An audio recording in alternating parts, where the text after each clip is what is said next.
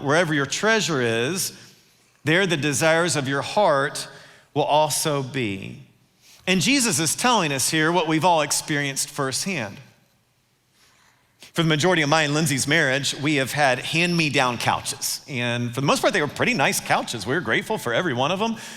They worked for our family of 6. But here's what happens with a hand-me-down couch is we would eat on the couches and we would wrestle on the couches. We could sleep on the couches. You could kind of do anything on the couches. In fact, one time I was wrestling with one of the boys. I threw him against the couch. I guess it was a little too hard. And the couch literally broke. So a piece of wood poked through the back and had a sharp edge sticking out. And we just kind of said, well, don't run into the sharp piece of wood sticking out of the back of the couch, and moved on with our lives. But a couple of years ago, my wife and I said, hey, let's get a new couch. So we saved some money. We went to a furniture store. We sat on all the different couches. We picked the style we liked, the comfort we liked, the color we liked, paid for it, got delivered, set up in our living room. I mean, it looked awesome. We were so excited about this new couch. But the weirdest thing happened. We couldn't eat on the couch anymore. Couldn't wrestle even near the couch anymore. I don't even think I was allowed to nap on the couch for fear that drool would slip out of my mouth onto our new couch. In fact, when we had our Bible study over for the first time after new couch, we always had some kind of snacks or drinks. We get those in the kitchen. We move into the living room, open our Bibles, and everybody else ready for me to pray or start the Bible study. And I look up, and this woman in our group, who we're all friends with, has the audacity to sit on my couch with a drink. And I just said to her, hey, listen, if you spill that on my new couch, we're gonna have some issues. And everybody in the group laughed, but I was being serious.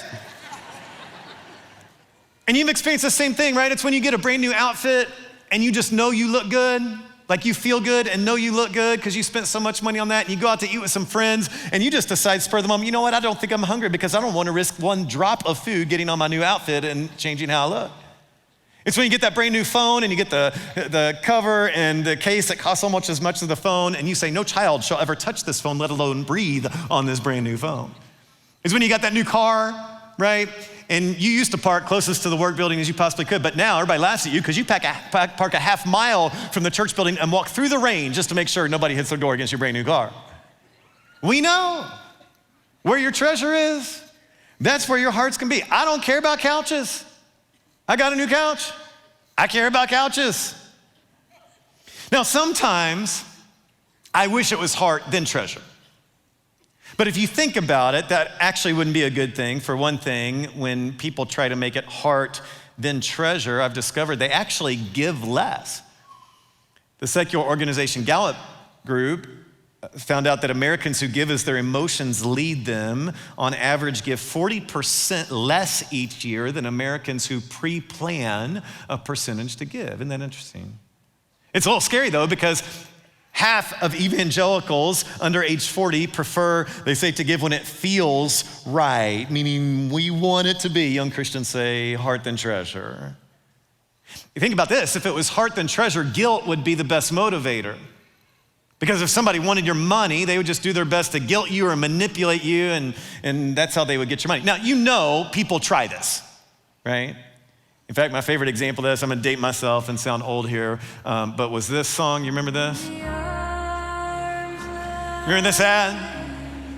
Right, those of you who are old remember this ad, and Sarah McLachlan sitting there next to the dogs who are like literally starving, and they communicate, if you don't give us all your money right now, these dogs are gonna die and it's gonna be all your fault. I think we just gave to get the ad off TV. Just soak it in for a second. Okay, cut it off, yeah.